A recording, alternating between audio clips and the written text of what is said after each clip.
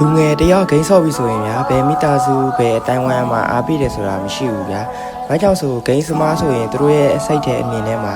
ဒီလူဟာအချိန်ကုန်နေတာပါဂိမ်းနဲ့ပဲအချိန်ကုန်တာပါ။နောက်ပြီးတော့ဂိမ်းထဲကိုပတ်စံတွေထည့်ပြီးပတ်စံဖြုံးနေတာပါလို့ပဲလူအများစုကတော့မြင်ကြတယ်ဗျာ။တကယ်တော့ကျွန်တော်တို့ဂိမ်းဆော့ရဆိုတာဗျာကျွန်တော်တို့အလုံးလုံးတဲ့နေရာမှာစိတ်ပင်ပန်းစရာတွေရှိမယ်ပြင်ပလောကမှာစိတ်ရှုပ်စရာတွေရှိမယ်ဗျာ။အဲ့ဒီຢာတွေအပေါ်မှာကျွန်တော်တို့စိတ်ထွက်ပေါက်တစ်ခုဖြစ်ဖို့အတွက်ဒါဂိမ်းဆော့ရတာဗျာ။အခုလိုပြောလိုက်တယ်လေကျွန်တော်ကဂိမ်းမဲ့နံပါတ်1ဂိမ်းကအရာရာလို့ကျွန်တော်ကပြောချင်တာမဟုတ်ဘူးဗျာ။သူ့နေရာနဲ့သူပေါ့ဗျာဂိမ်းဆော့ချိန်မှာဆော့မယ်ကျွန်တော်တို့အလုံးလုံးချိန်မှာလုံးလုံးမယ်ဗျာ။အဲ့လိုသူ့အကန့်အကန့်လေးနဲ့ခွဲလိုက်မယ်ဆိုရင်ကျွန်တော်တို့ဂိမ်းဆော့တာကောင်းတဲ့ချက်တွေအများကြီးတောင်ရှိတယ်ဗျာ။ကျွန်တော်တို့ပထမဆုံးဂိမ်းဆော့တာဗျာ။ကျွန်တော်တို့ညံရီဖွင့်ပြိုးနိုင်တယ်ဗျာ။ကိုယ့်ရဲ့အိမ်ကိုယ့်ရဲ့ခါမှာနေပြီးတော့ဂိမ်းဆော့တာဗျာ။ကျွန်တော်တို့အပြင်မှာရှောက်သွားနေတဲ့လူတွေရဲ့ဆိုင်တော့ကျွန်တော်တို့အန်နီရကင်းတယ်ဗျာ။နောက်ပြီးတော့ဂိမ်းဆော့ယူပတ်စံကုန်တယ်ဆိုတာကတော့ဗျာကိုထဲမှာကုန်တာဗျာပတ်စံကဂိမ်းကပတ်စံမထဲလဲဂိမ်းဆော့လို့ရနေတာပဲဗျာ။ဘာသာတို့ရောဂိမ်းဆော့ရဲ့နေရာမှာကိုယ့်အတွက်ကောင်းကျိုးတွေပါရှိလဲဆိုးကျိုးတွေပါရှိလဲဆိုတာကိုကျွန်တော်တို့တစ်ချက်လောက်ဒီဗီဒီယိုရဲ့ကွန်မန့်မှာပြောခဲ့ပေးလို့ရပါတယ်။အားလုံးပဲဖမ်းပါပဲ။နောက်ဗီဒီယိုမှာပြန်တွေ့ကြမယ်နော်။